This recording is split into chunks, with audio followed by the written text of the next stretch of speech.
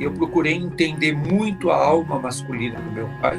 Eu descubro a alma masculinidade na ternura, mas também a dimensão religiosa, e nós estamos vendo isso hoje no Brasil, pode te fazer discriminador, preconceituoso, homofóbico, machista, racista. Então, que dimensão religiosa é essa que te desumaniza?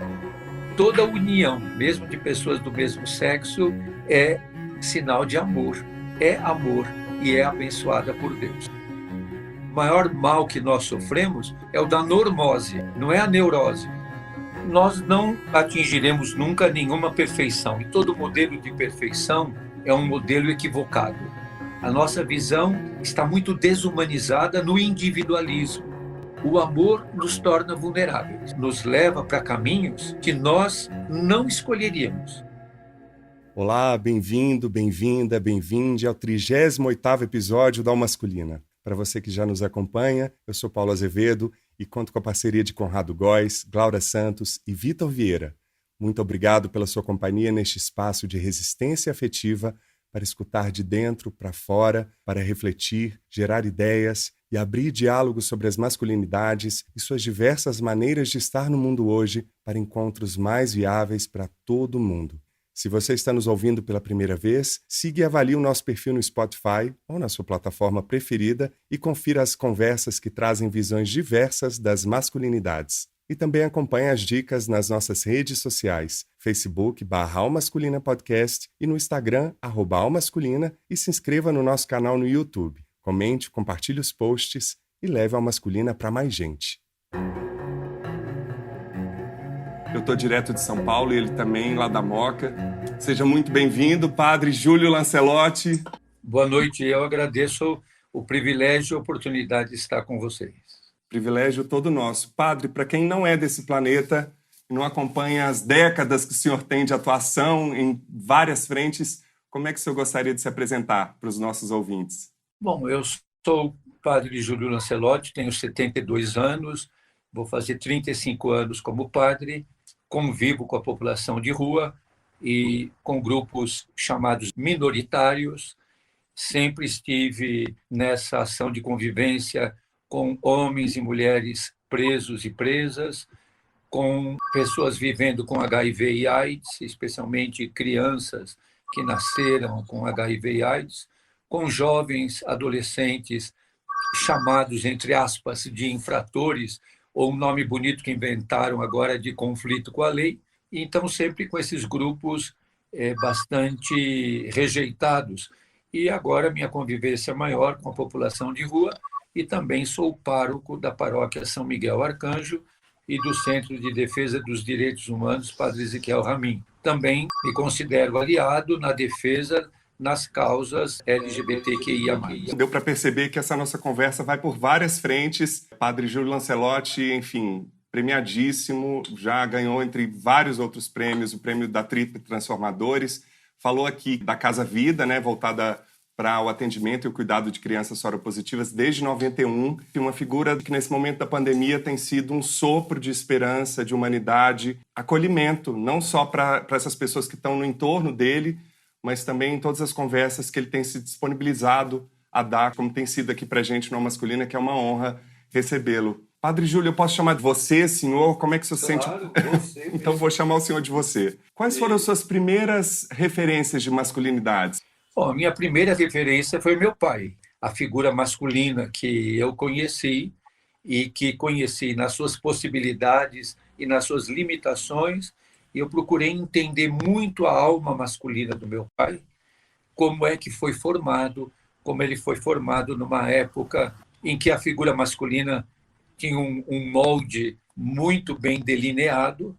Imagine isso, década de 30, de 40. Né? E também outra figura masculina muito forte na minha vida é o meu irmão, 11 meses mais velho do que eu, que me ensinou a andar de bicicleta, a jogar, a brincar, a correr, a perceber os desafios. Eu sou nascido em 48, então você imagine o estereótipo de menino, né? O meu irmão era uma referência de masculinidade que era muito forte na minha vida. Eu tinha que olhar para ele para aprender. Depois eu fui tendo outras referências na vida de jovem adulto. Uma referência muito forte para mim foi Dom Paulo Evaristo, cardeal Ardes, e uma referência decisiva, Dom Luciano Pedro Mendes de Almeida. A gente vive um constante apagamento da nossa história, né? Conta um pouco de quem são essas duas pessoas, para quem não é do meio da igreja. Dom Paulo Evaristo, cardeal Ardes, o arcebispo de São Paulo durante o tempo da ditadura, o grande lutador na defesa dos direitos humanos, na luta pelos direitos políticos, uma das figuras mais importantes na redemocratização, chamada redemocratização do Brasil. Dom Paulo teve um papel decisivo no assassinato do Vladimir Herzog, que foi executado no DOI-CODE. Dom Paulo sempre é a figura da coragem, da esperança e da persistência, e de uma esperança teimosa. Então, um homem muito firme, muito presente, e nos momentos mais difíceis, mais decididos, de premência, ele sempre tinha uma palavra para nós: coragem. E Dom Luciano Pedro Mendes de Almeida era o bispo auxiliar de São Paulo, o bispo referencial da Pastoral do Menor, onde eu iniciei muitas das atividades, que também era muito voltado para a população em situação de rua, para todas as minorias, defensor dos indígenas, dos quilombolas. A ele se deve muito a demarcação de terras indígenas. Ele foi secretário-geral da CNBB, que é a Conferência Nacional dos Bispos do Brasil, e foi 2 vezes também presidente da Conferência Nacional dos Bispos do Brasil. Então, 2 figuras muito fortes na defesa dos direitos humanos. E você saiu e entrou no seminário 2 vezes, ficando uma terceira. Quem teve a influência nessa sua vocação? Eu sei que sua mãe também lia muito, né? Muita influência nessa sua formação também intelectual, se tornando pedagogo e sendo professor também durante um tempo da sua vida. Meu pai e minha mãe nunca tiveram uma influência na minha questão religiosa. Eles sempre respeitaram, e minha mãe era uma pessoa muito crítica, procurava levantar as questões, mas respeitava. Quando eu fui a primeira vez para o seminário, eu tinha terminado parte do fundamental, do 4º ano para o 5º ano, na linguagem de hoje. A vizinhança ficou tão feliz que eu ia embora da praça onde a gente morava, que deram toda a roupa que eu precisava para ir para o seminário. Então, eu tinha uma lista que chamava de enxoval. Eu lembro até o número que tinha que marcar na roupa. Minha mãe marcou toda a minha roupa. Era o número 21. A vizinhança ficou tão feliz. Eu gostava muito de bala de canela. No dia que eu fui embora, eles me deram um saco enorme de bala de canela, como querendo dizer: vai com Deus e não volte nunca mais. Mas por que o senhor aprontava muito na vizinhança? A gente brincava muito na rua. Você imagine, naquela época, aquilo devia de ser ainda no início da década de 60, e não tinha outra alternativa. A gente tinha que brincar na rua. A gente brincava de mãe da rua, brincava de manamula, brincava de pega, e a gente aprontava muitas na rua. Tinha uma feira enorme na praça onde eu morava, a praça era de terra, e os meninos brincávamos muito ali naquela praça. E quando, na quinta-feira, montavam ali uma feira enorme, o meu irmão, eu e outros dali da turma, tínhamos um campinho onde nós brincávamos. E os feirantes que vinham de charrete colocavam as charretes naquele campinho. E enquanto eles estavam na feira, nós íamos passear na charrete deles. Dava uma confusão danada, porque alguém ia lá e dizia: os meninos pegaram a charrete, e às vezes nós desatrelávamos o cavalo da charrete, e uma pessoa lá que sempre nos denunciava, nós colocamos o cavalo dentro do jardim da casa e amarramos na porta da casa. Eu tinha um colega que era coroinha também junto comigo, e um dia eu fui chamá-lo para ir no colégio das irmãs, onde nós estudávamos, e ele me desafiou, me deu um morteiro, aquela bombinha morteiro, e me desafiou de colocar dentro da caixa do correio de uma casa ali perto. Hoje as pessoas não veem, mas antes tinha, na caixa tinha carta, jornal, leite e carne. Tinha as portinhas onde eram entregues nas casas. E aí eu fui lá e pus o morteiro dentro de uma caixa dessa, e a caixa explodiu toda. A dona da casa foi lá na minha casa reclamar e xingar e tudo mais. Então, a vizinhança ficou muito feliz quando viu que eu ia embora. Eu empinava muito pipa na rua, era uma coisa que os meninos todos fazíamos, né? Empinar pipa, andar de carrinho de rolemã, jogar bolinha de gude. Falando assim, eu fico pensando que essa geração de hoje, ela não tem esse lugar público, não tem tanto esse lugar da rua, da coletividade. Mesmo pensando na questão da igreja, né? Minha mãe é catolicíssima, minha família tem uma base católica muito forte. Eu fui da igreja até os 19, 20 anos. Meu primeiro palco foi a novena de Natal. Enfim, ouvindo o senhor falar, me remeteu muito a esses lugares coletivos de formação, de sociabilidade. Testar também sua vocação, né, nos lugares em que você pode se expressar no mundo. Hoje, quem é que sabe rodar peão? A gente rodava peão com a fieira e rolava no peão e jogava o peão e depois fazia o peão rodar na mão.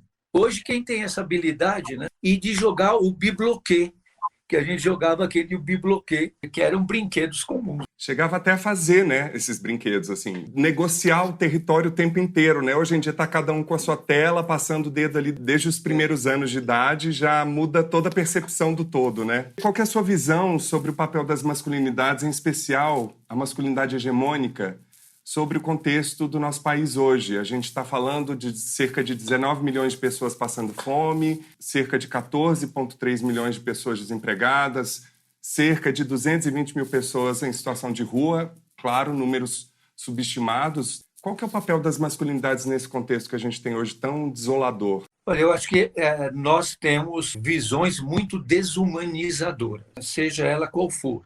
A nossa visão está muito desumanizada no individualismo, na meritocracia, na competitividade.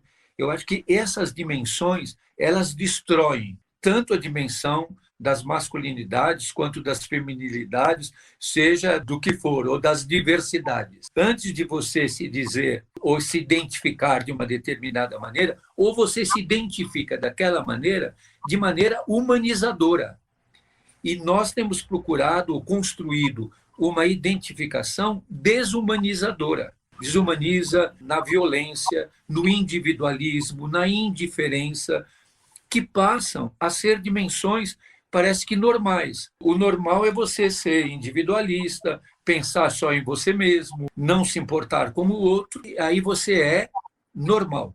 Por isso, o maior mal que nós sofremos é o da normose, não é a neurose. É a normose. Algumas vezes se pergunta para uma pessoa como você está e a pessoa diz normal. A pior coisa é estar normal, porque essa normalidade ela é destruidora, porque ela é imposta. Aquela passagem bíblica que o morno eu vomito, né?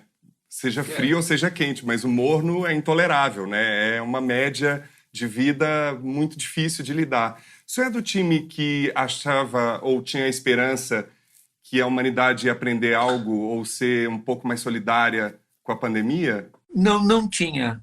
Desde o começo, algumas pessoas diziam vamos ser melhores, a humanidade vai mudar. Desde o começo dizia nós vamos potencializar aquilo que nós somos. Quem é desumano vai ficar mais desumano. Quem é solidário vai ficar mais solidário. Quem é que superfaturou os respiradores durante a pandemia? É inaceitável que tenha acontecido isso. Quem adulterou álcool em gel durante a pandemia? Quem superfaturou preços e manejou com corrupção? As pessoas não se comoveram, não mudaram. Há pessoas que tiveram uma visibilidade maior da pobreza, uma visibilidade maior da miséria.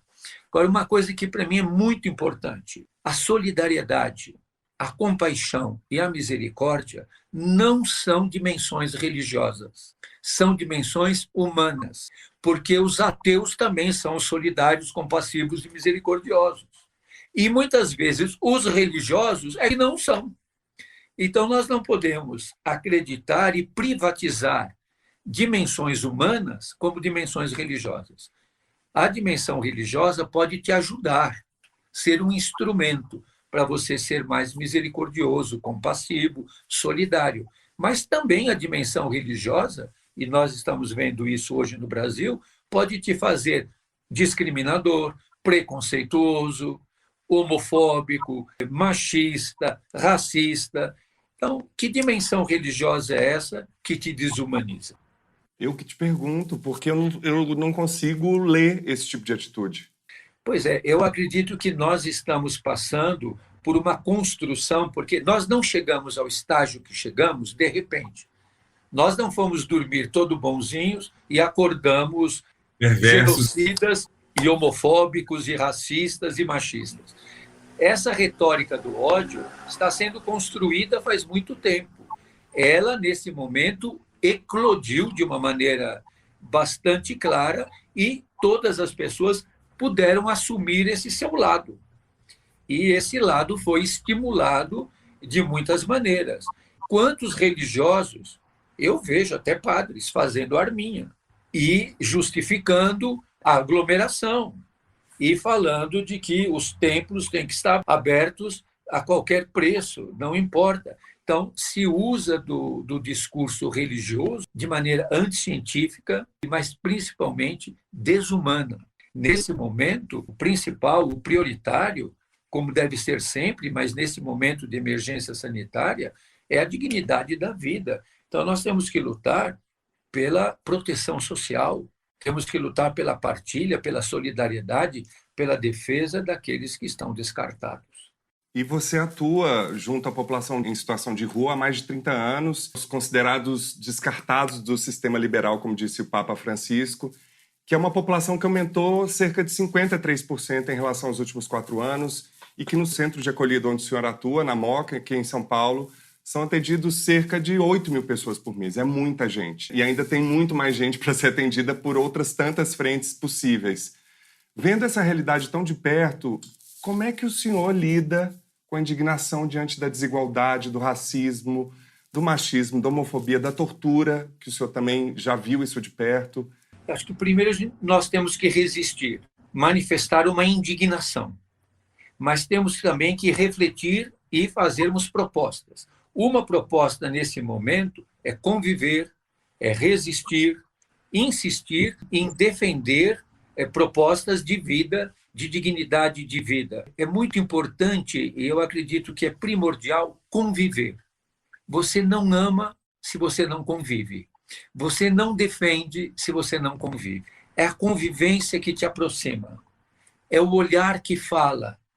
É a dor que você percebe. É a palavra que não é dita. É o silêncio que te incomoda.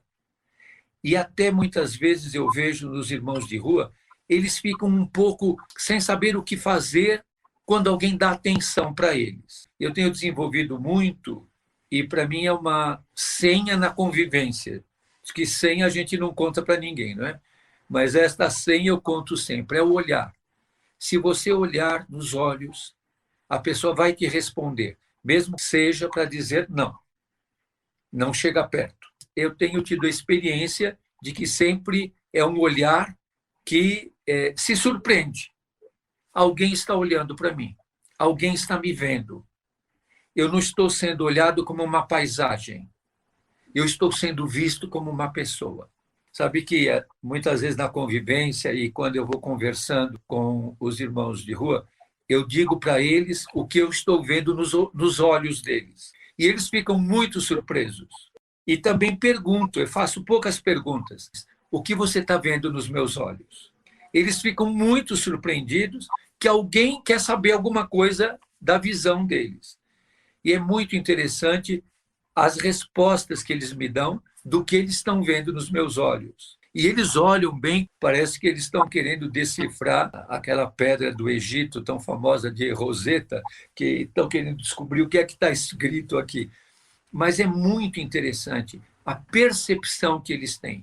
Porque muitas vezes nós dizemos qual a percepção que temos deles e poucas vezes ouvimos a percepção que eles têm de nós. Qual é a primeira memória que o senhor tem desse encontro com essas pessoas em situação de rua? Sempre são imagens muito fortes que, dentro da minha postura e da minha fé, evocam para mim a presença de Jesus. Percebo, tem alguns que é uma percepção muito tangível de que é uma comunicação e que eu estou percebendo ali a figura de Jesus que está fétido, sujo, descalço, ferido, com piolho, com sarna, com muquirana, com percevejo.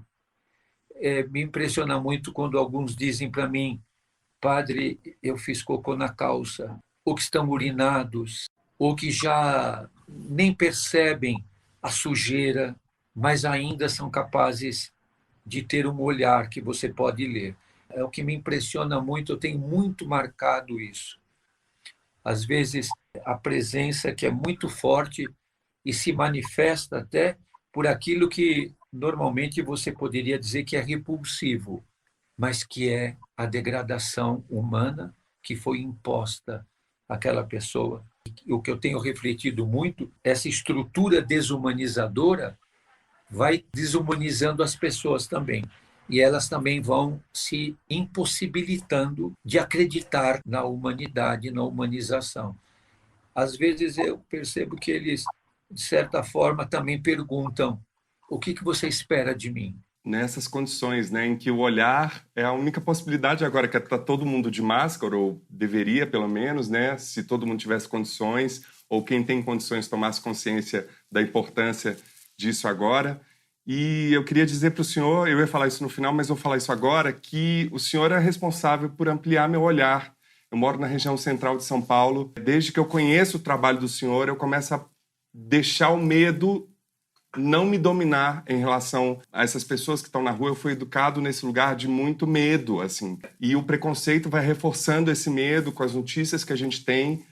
E eu comecei a perceber o meu entorno, principalmente nesse momento da pandemia, que eles estão sozinhos nas ruas, em que o comércio está fechado e tudo. Fui percebendo essas pessoas de uma outra maneira, que não pela via do medo, da ameaça.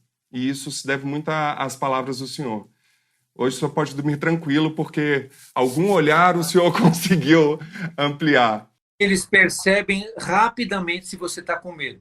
E às vezes até eles riem do medo que as pessoas têm deles. Eu acredito que a gente não deve ser ingênuo. Você não deve tomar atitudes ingênuas, de risco, de perigo, porque existe também. O medo paralisa e o medo também brutaliza. Por isso que, na convivência, a gente tem que estabelecer limites, não ser ingênuo com ninguém, mas também não ser impermeável à aproximação. Não à toa, depois que essa percepção vem sendo trabalhada, a aproximação deles comigo tem acontecido de uma forma muito natural, assim. Acho que se deve muito a isso, de tirar um pouco esses filtros do medo do olhar. Antes de continuar a conversa, quero só mais um minuto da sua atenção. O Alma Masculina está no ar desde 2019 e seguimos firmes nesta terceira temporada no propósito de trazer conversas sobre masculinidades e suas diversas maneiras de estar no mundo hoje para encontros mais viáveis para todo mundo. Para nós, equipe do Alma Masculina, é muito importante continuar apostando na capacidade de transformação por meio do diálogo, autoconhecimento, sensibilização e humanidade. Sem impor regras ou modelos de como ser, mas sim escutar da forma mais aberta possível. E para você, esse espaço tem sido importante? Cada episódio envolve 4 profissionais em um trabalho intenso de produção e pesquisa, um processo que vai da escolha dos nossos convidados e especialistas, pensar na melhor forma de aprofundar cada assunto e conversar com pessoas que possam contribuir com suas vivências e visões sobre o nosso tema ponto de partida, as masculinidades. Depois da gravação, o trabalho continua. A edição, mixagem, gravação das locuções, criação da arte de todo o conteúdo para as nossas redes sociais. São processos que também exigem bastante dedicação e tempo. Para ter uma ideia, cada programa que chega até você são necessárias cerca de 35 horas de trabalho. Então, se você é nosso ouvinte e quer que o Masculina continue, nos ajude a manter esse espaço de reflexão na podosfera. Conheça a nossa campanha de financiamento coletivo, que traz benefícios exclusivos para os nossos apoiadores. A partir de R$10 já dá para colaborar. Acesse www.catarse.me/almasculina e participe. Aspas. O espaço cultural e social em que vivemos está cheio de convites a gastar a vida sobre o altar da perfeição. A antiga idolatria de alcançar a perfeição vestiu-se com novas perspectivas desmedidas que tornam o fardo do nosso ser bastante difícil de se carregar nos ombros. Perseguir a perfeição não torna o homem perfeito, mas mais inadequado. Faz com que ele se sinta em um estágio de incômodo crônico. A busca da perfeição é psicológica e espiritualmente nefasta. A perfeição vilipendia tudo aquilo que é humano, ou seja, limitado. No perfeccionista, aninha-se um desejo de marcar e separar a vida do resto para evitar a sua degradação, a sua contaminação. A hierarquização comporta o domínio de uma parte sobre a outra e, portanto, ocorre que um elemento inferior seja subestimado por outro elemento superior. Nessa ótica, o que é espiritual dominará aquilo que é material, e com o mesmo critério, o homem também dominará a mulher, o adulto dominará a criança, o homem branco dominará o homem negro, o europeu, o não europeu, o do norte dominará o do sul, e assim por diante. A hierarquização serviu para controlar e sufocar a diversidade. A inclusão do limite tem uma função corretiva para esse comportamento. O bem-estar, o desenvolvimento e o consumo, portanto, devem ser limitados para que sejam bem-estar, um desenvolvimento e um consumo de todos.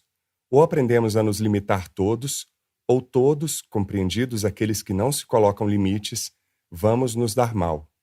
A nossa relação com o ambiente a partir de uma perspectiva do não limite é de risco para o homem, para todas as criaturas vivas e para o próprio mundo. O esquema mental até agora utilizado está em crise. Os valores a ele ligados comprometem a existência em termos planetários. É preciso redefinir esse esquema baseado em uma visão ilimitada que induz um comportamento agressivo. Trata-se de um esquema mental contra, que direciona a sua relação com o mundo em termos de exploração, de saque e de violação. É um esquema mental que não sabe imaginar a gratuidade, o desinteresse, o serviço, a irmandade, a comunhão, a consagração de si mesmo à vida frágil e precária que levou bilhões de anos para surgir na Terra. Reconhecer e respeitar os limites é a única verdadeira estratégia para gerir a vida de uma forma humana. Livrai-nos da perfeição, como superá-la em grupo com a terapia da imperfeição, de Ricardo Peter. Esse é um dos livros do doutor e pesquisador em filosofia e professor de antropologia, Ricardo Peter, nascido na Nicarágua, que aborda que, ao querer viver de uma forma mais perfeita, quem busca a perfeição se esquece de viver. E dessa forma, a busca pela perfeição é considerada pela terapia da imperfeição como uma neurose fundamental. É como se a pessoa, em seu próprio centro, se movesse em sentido contrário à realidade limitada do seu ser, a ponto de perder a própria meta, tornar-se mais humano possível. Nesse sentido, Padre Júlio, eu queria que o senhor falasse o que falta para os homens compreenderem o que essa busca por uma perfeição do que é ser homem é tão frágil, tão danosa para si, para os outros e para o entorno. Nós não atingiremos nunca nenhuma perfeição, e todo modelo de perfeição é um modelo equivocado. Nós temos que entender que nós somos limitados e temos que ser o que somos no nosso limite.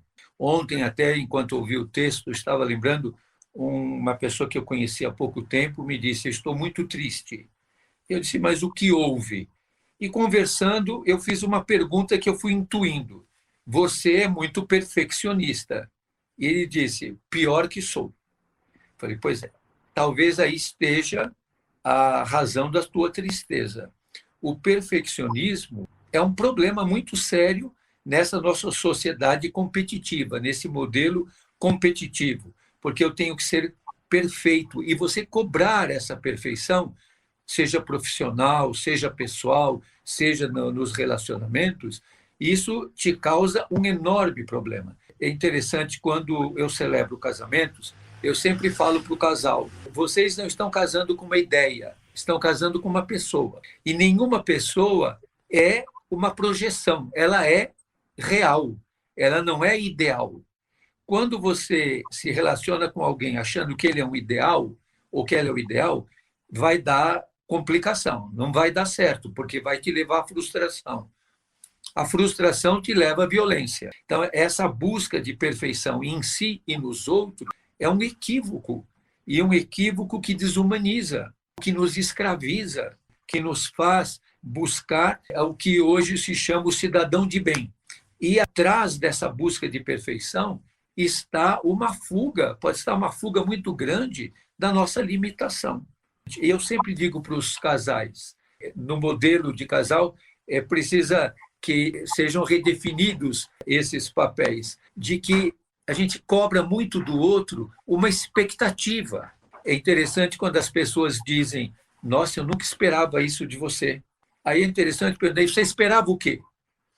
Sempre espera uma perfeição. E eu sempre lembro: o amor nos torna vulneráveis, porque o amor te leva por caminhos que você não conhece, por caminhos desconhecidos. Eu tenho isso muito presente na minha vida. Eu não sei por que caminhos terei que andar, mas eu vou ter que andar se eu sou movido pelo amor. E na idade que eu estou, eu olho para trás e penso: eu já percorri caminhos inimagináveis, caminhos que talvez eu não escolheria. Eu lembro muito daquela passagem do Evangelho de João, quando Jesus disse para o Pedro: quando você era jovem, você ia por onde queria. Quando você se tornar velho, te cingirão, e você irá por caminhos que você não quer. O amor nos leva para caminhos que nós não escolheríamos. Às vezes eu pergunto para as pessoas: o que é que você faz por amor? Que se não fosse por amor, você não faria. É interessante você pensar na tua vida. Quem tem que cuidar de uma pessoa doente, da mãe doente ou do pai doente, que depende de você para comer, para se trocar, para tomar banho, você tem que fazer isso. Você sabe que nesse lugar mesmo onde eu estou sentado, minha mãe se sentava aqui. E eu tinha uma almofada especial para ela, e eu fazia o curativo na perna dela. E todos os dias de manhã, antes de ir para a igreja, eu fazia o curativo. Eu tinha minha caixinha de curativos, ela tinha uma ferida na perna, assim, abaixo do joelho, e eu fazia o curativo. E o médico veio um dia, porque disse: eu quero ver como é que você faz o curativo. E eu comprava coisas especiais. Se fosse hoje, eu trataria com ozônio, mas naquela época eu não conhecia o ozônio. Então eu fazia lá o curativo. E aí ele falou para mim: você faz muito bem o curativo, faz a asepsia direitinho, faz com muito cuidado. Você gosta de fazer curativo? Eu falei: não. Eu amo a pessoa em quem eu faço o curativo. Por isso eu faço o melhor que eu posso, porque eu amo essa pessoa. Então eu faço o curativo da melhor maneira que eu sei fazer.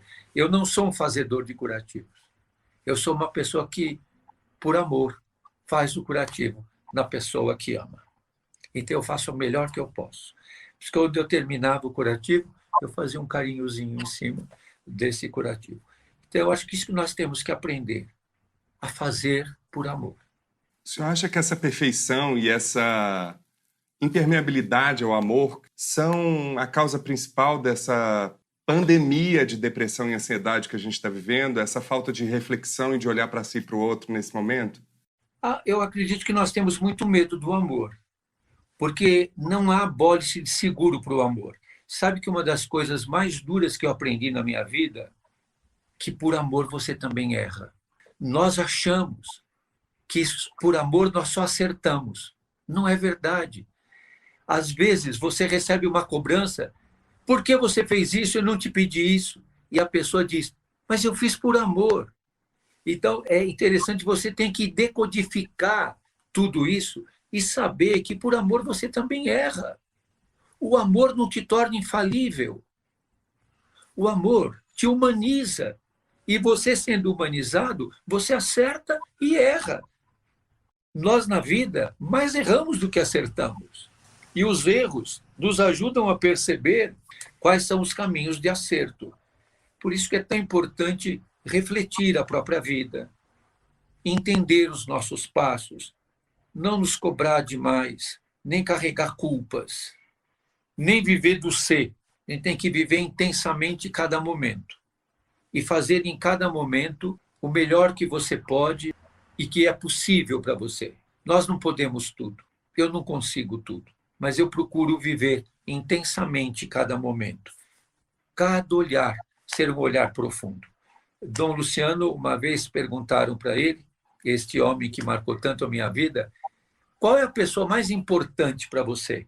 E ele disse, a pessoa mais importante para mim é aquela com quem eu estou falando. Fora do mar. Você já se sentiu como peixe fora d'água, inadequado? Você já se sentiu fora do mar? Já me senti. Eu acho que eu me senti na adolescência um peixe fora d'água num bailinho porque eu não sabia dançar rock. No campo de futebol, quando eu não soube chutar direito e defender direito a minha posição. Também acho que eu me senti um peixe fora d'água quando adolescente, que eu não sabia dar uma tragada no cigarro do jeito que os outros meninos sabiam.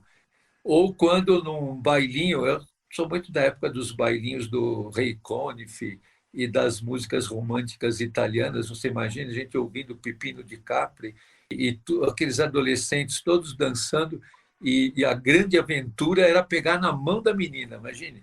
Depois do baile, todo mundo ia conversar para dizer na mão de quem que tinha conseguido pegar. Né? E a gente fica um peixe fora d'água quando não sobrava ninguém para a gente dançar. Só a vassoura, né? Que tinha a tal da dança da vassoura também, né? Passar o cabo de vassoura. Aí tinha aquele jogo de trocar os parceiros. Então, suas memórias são muito remotas de peixe fora d'água. Estou achando sensacionais, maravilhoso. Mas, olha, às vezes eu sinto um peixe fora d'água na reunião do clero, viu? É um bom lugar, eu imagino. Aliás, eu nem imagino como é ser. Cá entre nós, por que o senhor acha que é importante discutir as masculinidades? Porque elas não são únicas, ela não é única. Tem muitas formas. Cada forma é uma forma. Cada uma é uma poesia, cada um é um drama, cada um é uma alegria. Cada uma é uma lágrima, um sorriso, uma renúncia, uma descoberta. Eu descubro a masculinidade na ternura, na proximidade, em perceber a diversidade, as diferentes maneiras. O masculino e o feminino são partes de uma poesia, como também o não binário, o não definido, o indefinido, o a escrever, o a ser descoberto. Eu acho que tudo isso tem uma beleza, tem uma descoberta, uma aventura. Escuta aqui.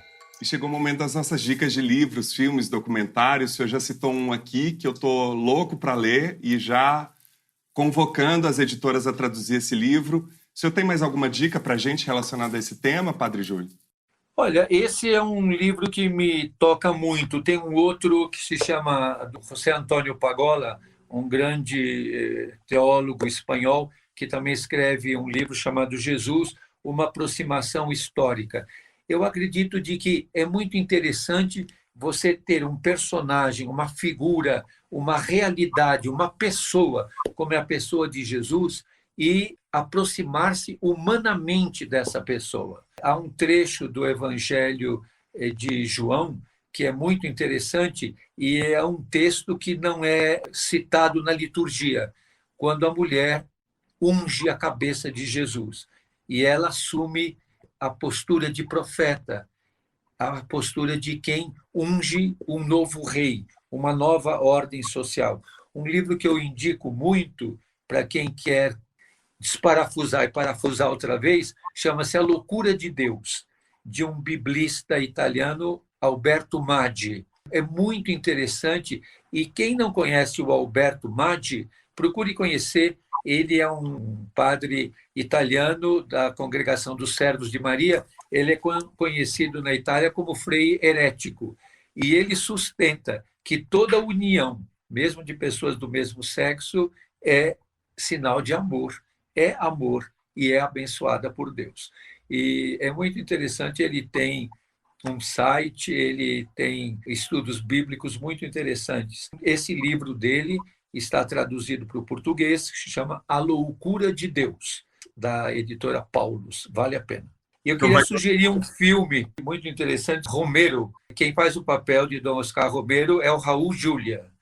e é uma das grandes trabalhos do Raul Júlia assumir a personalidade de Dom Oscar Romero, que foi assassinado em El Salvador em 1980. É um grande ator, o Raul Júlia, e é um filme belíssimo que mostra as consequências da opção pelos pobres. E só queria dar uma última dica de conhecer uma santa que é muito desconhecida no Brasil, que é Santa Marina. Ela é da Igreja Oriental, é do século IV da era cristã, mas ela foi assumida pela Igreja Ocidental. O pai dela ficou viúvo e foi para o mosteiro. E ele tinha essa menina, a Marina, e ele não sabia o que fazer com ela. Algumas versões dizem que ele deixou com uma família que depois não pôde ficar com ela e devolveu para o pai. Outros, ele já a levou para o mosteiro porque eles não queriam se separar. E ele a vestiu de menino e disse: agora teu nome é Marino. E o Marino, então, entrou no mosteiro com o pai, se tornou monge na Turquia, e o pai morreu e o Marino continuou monge. E os outros monges achavam ele com a pele muito lisinha, feições muito delicadas, mas ele era um monge muito piedoso, muito obediente, e com o passar do tempo, ele recebeu ordem de ir com os outros monges buscar doações no povoado. E numa dessas idas, quando ele foi com outro monge, houve uma tempestade e o Marino ficou numa hospedaria com outro monge, e a filha do hospedeiro apareceu grávida. O pai da moça pressionou e ela disse: o pai é aquele monge mocinho, bonitinho que veio aqui. E o pai foi ao mosteiro denunciar o Marino, e o Marino foi expulso do mosteiro, vilipendiado, humilhado publicamente, não se defendeu, porque se ele se defendesse, iam dizer o que ele está fazendo no mosteiro. Ia ficar pior a emenda que o soneto, eu suponho. Né? O Marino foi expulso do mosteiro, teve que assumir a paternidade e cuidou da criança, e depois vivia em volta do mosteiro, e os monges deram para ele os serviços mais penosos e mais difíceis, e o Marino morreu. E o pessoal do povoado disse: o defunto é de vocês, vocês que enterrem. E quando lavaram o corpo, viram que era uma mulher. E ela foi colocada na capela, o abade pediu perdão, porque tinha expulso o Marino do mosteiro. Ela é patrona, protetora dos caluniados, difamados e injuriados. E eu a declarei também patrona da identidade de gênero. Tem que fazer um filme sobre essa história, você sabe? Se tem algum filme sobre ela? Tem uma proposta de fazer um filme sobre a vida de Santa Marina, tratando justamente essa questão das mulheres trans. Mas é impressionante, porque no cristianismo primitivo e na vida monacal, há casos de várias mulheres que acabaram indo para mosteiros masculinos. Essa questão toda da almasculinidade e da feminilidade, elas estão muito embrincadas e são realidades e dimensões que todos nós carregamos. Eu achei faz pouco tempo aquele livro antigo, Macho e Fêmea. Então, eu acho que são questões que já foram tão trabalhadas e que foram tão esquecidas e tão abandonadas.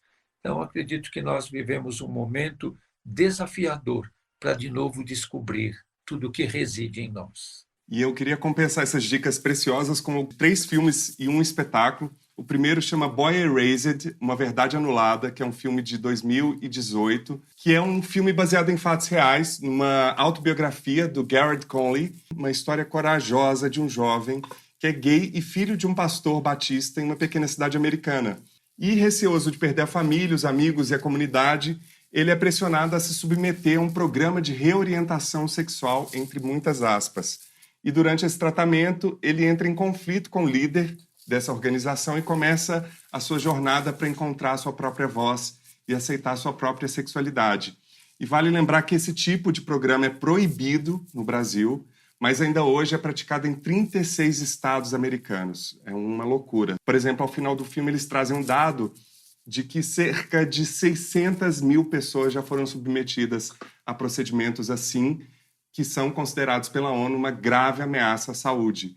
Em 2018, quando o filme seria lançado no Brasil, mesmo tendo grandes nomes como Nicole Kidman e Russell Crowe, o lançamento foi cancelado. O autor da história chegou a acusar a distribuidora de censura. Aí vocês percebem que o filme realmente tem uma história muito forte e muitas vezes desconhecida do grande público. E uma das coisas, eu queria dizer para você, que mais me tocam é a quantidade de jovens, de meninos, de meninas que sofrem por essa heteronormatividade. Eu recebo muitas mensagens de jovens desesperados e, principalmente, que, por causa da religião, são extremamente torturados psicologicamente e são postos fora das famílias. Então, eu acredito que todos nós temos que ter um compromisso de acolher, respeitar as pessoas e olhar para as pessoas como elas são e não como nós gostaríamos e queremos que elas sejam. Esse filme que eu citei, o Boy Erased, ele fala muito disso, dessa opressão da família, que ao invés de propor um lugar de acolhimento, de acordo com a própria religião que pregam, prega a negação, prega, né, a formatação da individualidade, como se fosse uma escolha. Enfim, é um filme muito forte. Os dois filmes que eu queria trazer em homenagem ao Padre Júlio, que me remeteu muito a essa figura tão potente, importante, que põe a mão na massa e faz o amor acontecer na prática, é o filme argentino Elefante Branco, de 2012, do Pablo Trapero, que conta a história do padre Julián e Nicolás, que há anos dedicam a vida para ajudar os menos favorecidos na periferia de Buenos Aires. A polícia é corrupta, os próprios sacerdotes da igreja nada fazem para mudar a realidade desse lugar, e os dois terão de colocar suas próprias vidas em risco para continuar do lado dos mais pobres. Os personagens não são tratados como heróis, é muito bom isso no roteiro, interpretado pelo Ricardo Darín, que é um dos grandes atores latino-americanos, e traz um olhar humano sobre esses personagens e o ambiente como um todo. Mais essa dica que eu queria dar para o senhor, o Batismo de Sangue, baseado no livro do Frei Beto, do Elvis Raton, filme de 2007. No último dia 31 de março, a gente lembrou dos 57 anos do golpe militar de 64, que durou 21 anos no Brasil. Durou 21 anos no Brasil, não uma semana, como muitas pessoas pensam, e deixou marcas ainda presentes no nosso país. O filme conta a história de 5 frades dominicanos que se engajam na guerrilha contra a ditadura militar nos anos 60 no país. E por apoiarem essa luta armada, são considerados comunistas, são presos e torturados. E vale lembrar que esse livro do Frei Beto foi vencedor do Jabuti e é dirigido pelo Elvis Raton, nosso convidado aqui do episódio 9, e ganhou os prêmios de melhor diretor e fotografia no Festival de Brasília, que é um dos mais importantes do país. Está disponível no Prime Video. Você já viu esse filme, Padre Júlio? Eu li o livro e, da convivência com o Frei Beto, a gente sabe muitas coisas. Inclusive, tem o episódio que Dom Paulo Evaristo, quando era bispo auxiliar de São Paulo, ele foi ao presídio Tiradentes visitar os presos, e estavam lá os frades, e o general disse: aqui bispo auxiliar não entra. O arcebispo, e olha lá, bispo auxiliar está fora. E Dom Paulo foi embora. Dali um tempo, Dom Paulo voltou e o general disse: eu já não falei para o senhor que bispo auxiliar aqui não entra? Aí Dom Paulo pegou um papel e disse: acabo de ser nomeado arcebispo de São Paulo. Só podia o arcebispo, cá estou. Maravilhoso. E a última dica é o espetáculo América Latina para Imbecis, de 2018, com John Leguizamo, que está na Netflix. Que nessa apresentação desse espetáculo na Broadway, que está muito bem registrado, ele conta em 90 minutos 3.000 anos da história latina com muito humor e um esforço para ajudar o filho, vítima de bullying na escola, tentando provar para o filho que existe um herói latino na construção da América. Então é toda essa busca dele de mostrar para o filho que os referenciais não são os yankees, brancos, héteros, né, que os povos originários, que os negros, que os latinos construíram esse continente e fizeram tudo isso que a gente vê hoje, né? Esse apagamento dessa história, e esse espetáculo faz isso de uma forma inteligentíssima e muito bem-humorada. Ele é incrível, esse ator. Ele chegou a ganhar o Tony de melhor peça e também ganhou um Tony, que é o Oscar do teatro americano, um Tony especial por sua carreira e trajetória. Fica essa dica aí, é um achado que está ali no catálogo da Netflix. Padre Júlio, como é que faz para te achar nas redes? Então, eu tenho o Instagram, que é bastante procurado, que é Padre Júlio Lancelotti. Também estou no Twitter e no Facebook. Procuro ser bastante atuante. Tem bastante gente que entra em contato comigo e diz: equipe do Padre Júlio. Eu falo: não, não tem equipe não, sou eu mesmo. Ia ter uma equipe para mexer com isso. Então, eu mesmo estou nessas redes sociais e procuro responder todos que mandam mensagens. E, por último, eu queria saber do senhor quem que você gostaria de indicar para estar aqui no Alma Masculina com a gente e por quê? Olha, uma pessoa que eu gostaria de indicar, não é só uma delas é o Leonardo Boff. Eu acho que é muito bom ouvi-lo e conversar com ele sobre todas essas questões.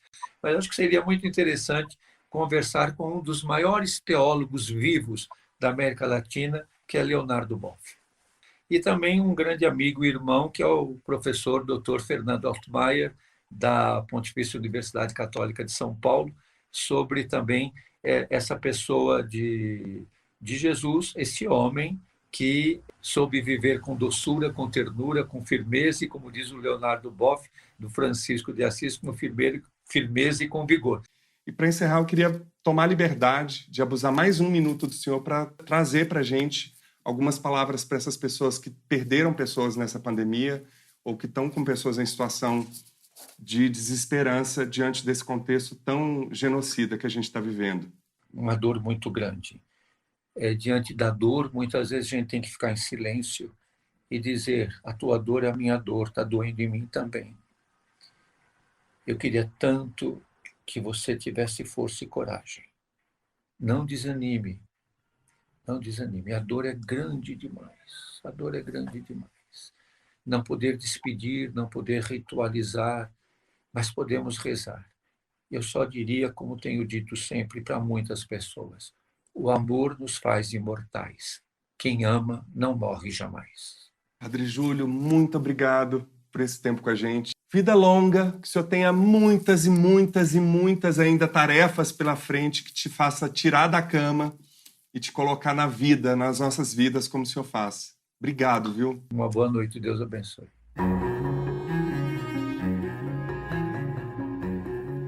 E não perca a segunda e última parte dessa conversa na próxima semana. Padre Júlio Lancelotti comenta o quadro Lugares Comuns e muito mais.